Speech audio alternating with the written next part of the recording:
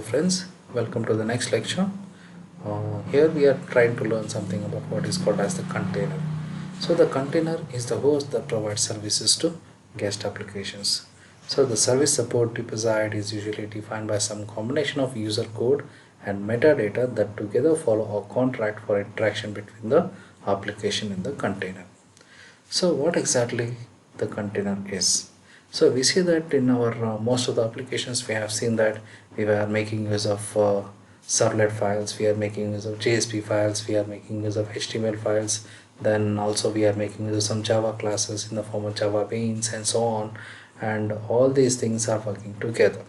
But there we need to be very careful while interacting with the other types of applications, because HTML is completely different, Java is completely different, Servlet is different, then JSP is different. So each one's location is also different. So to manage all these things, we need a software which helps us to manage all these things internally without any users interception. So for that we are making use of the container.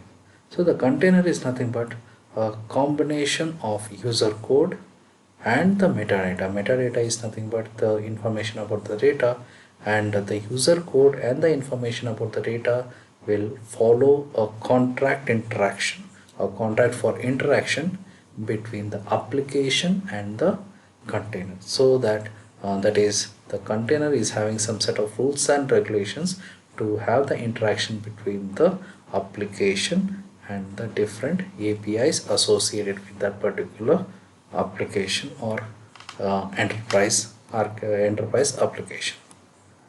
So next what we will see is the EJB container. So whenever we are talking about the EJB container, then the EJB container provides the system level services such as transactions and security to its enterprise beans. So we have seen that container will manage all these things, and the EJB container is capable of making use of transactions and security to its enterprise beans.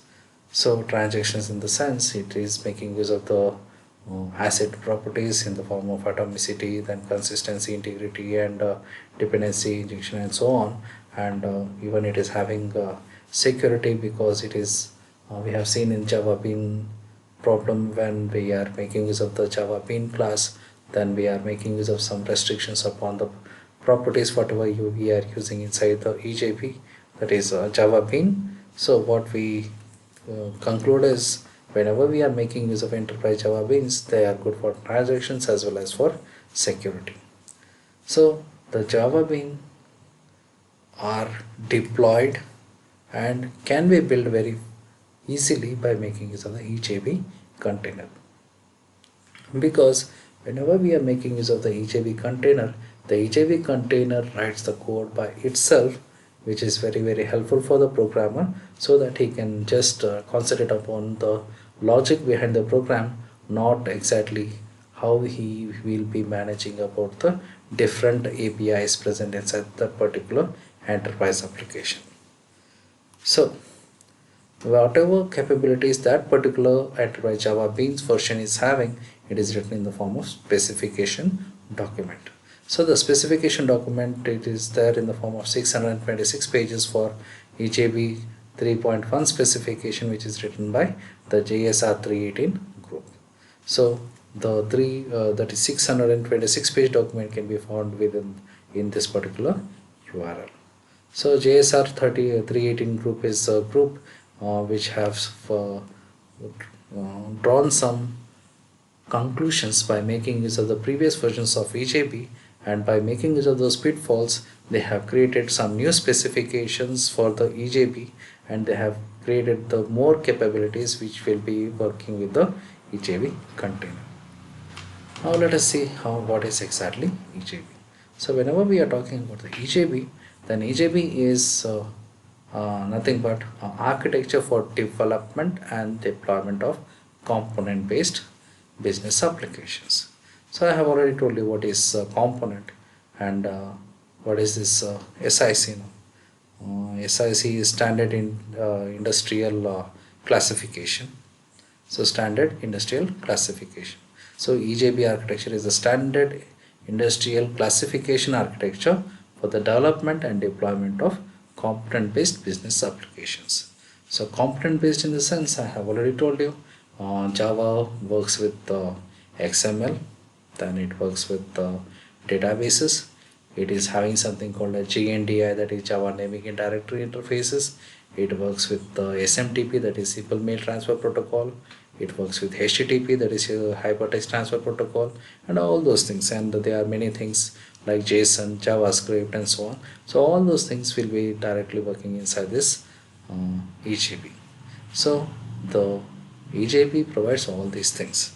So we have already seen what are the characteristics of a good application.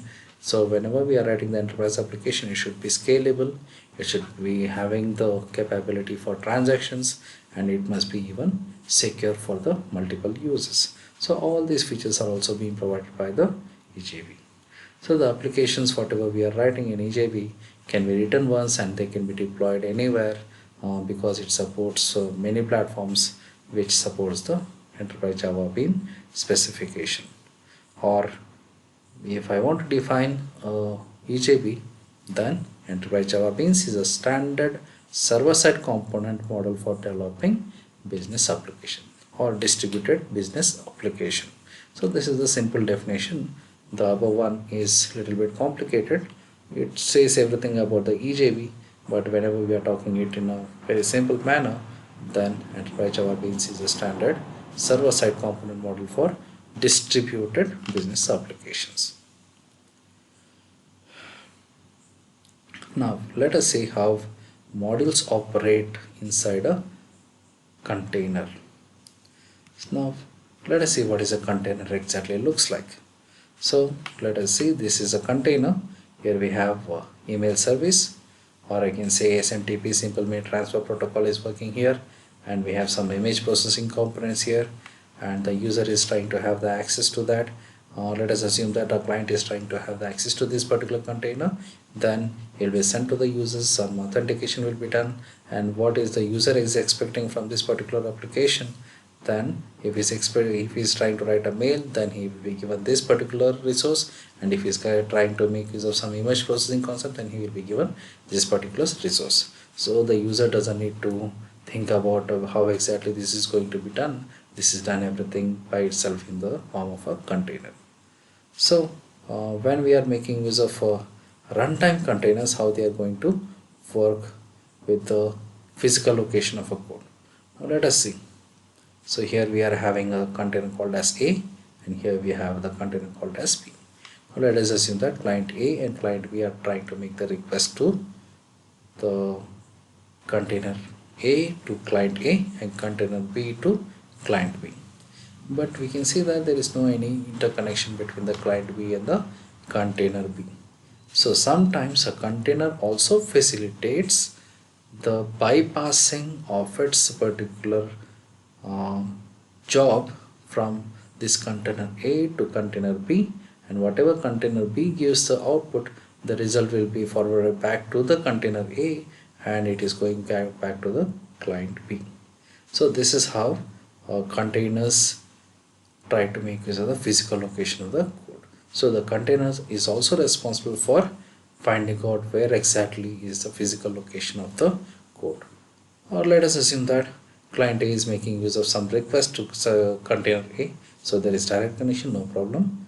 So let us assume that we need to find a square root of a number, then that function is present in container B, but there is no direct connection for client B to container B. So what exactly this does is client B gives a request to container A. Container A searches for the square root of a number function, so it doesn't contain it. So what does it do? It forwards that particular job to container B, where it is having a square root of a number function, and the value whatever is calculated is given back to the container A, and through container A client B gets its result. So whenever we are trying to work with the EJB, this is how the execution environment looks like.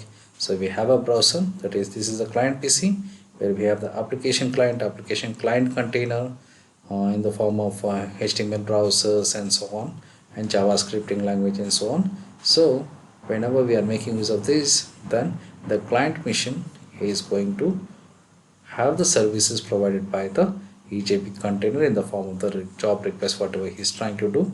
And whenever a browser is trying to make the contact with the your Java application server, then it is going to make use of the servlet, sometimes JSP page as well. So the EJB contains J2W server in the form of web container and the form of EJB container. So when I am forwarding any browser type of information, then it will be forwarded to the web container in the form of servlets or JSP page. If I am trying to make use of any function call, then it is going to the EJB container to find out the appropriate function present inside the containers of our EJB. So if there is any database to be accessed, then also the EJB container will forward that to the database. The database gives the output and will be forwarded back to EJB container, and the results are given to the client machine. Then application tiers. So it is mostly having three types of application tiers. One is database server machine, then J2W server machine, then the client machine. So database, we have the database here. Then in the business tier we have the JSP pages and the enterprise beans. Then in the application client we have the dynamic HTML pages or any HTML pages in the sense. Then we are making use of the client tier. So here we may make use of only one application or many more applications. So the application tiers, when we are talking in detail, then here we have the database tier. Then here we have the EJB tier, where it is having JAS, JXP, Java transaction, that is JDA, Java mail, the Java JAF, JMS, that is Java message services, JDBC, connectors, and so on. So this is Java EJB container, and here we have web container where we have JSP and the servlet. Along with that we have JMS and all these things. Then we are coming into the client side where we have the applet container. Then we have HTTP SSL. Then we have the MIDP clients, J2ME clients, that is mobile edition clients. Then applications clients are container which contains JMS and so on. So this is how our Java application tiers have. So when we look into J2SE, then it looks something like this, where we have the platforms like Solaris, Linux, Windows, others, and so on. Then we have the Java virtual machine running in the backend. Then we have the client compiler and the server compiler. And in the server client compiler, we have lang, preferences, XML, RMI, and so on. So this is just a brief thing about how exactly Java J2SE looks like. So whenever we are working with the EJB source code, then it is having all these things. So we will look into that in our next lecture, but let us try to understand this thing in a bit more detail.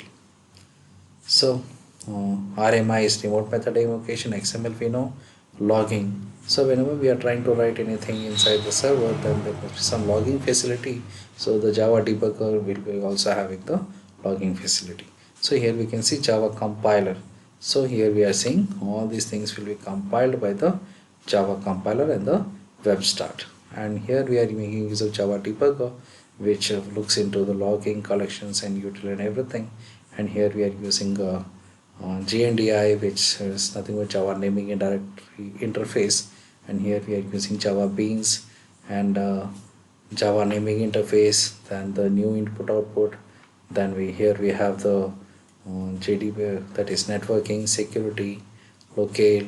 So all these are with respect to this one networking. These are with respect to APIs. This is with respect to APIs and the other applications. And here we are also making use of some APIs with respect to utilities. And here we are working with some language preferences.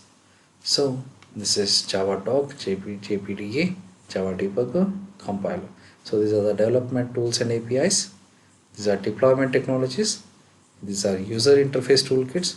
These are integration APIs. These are core APIs. And this is our JVM. So till here we can say this is Java runtime environment, and the complete thing is nothing but our Java standard development tool.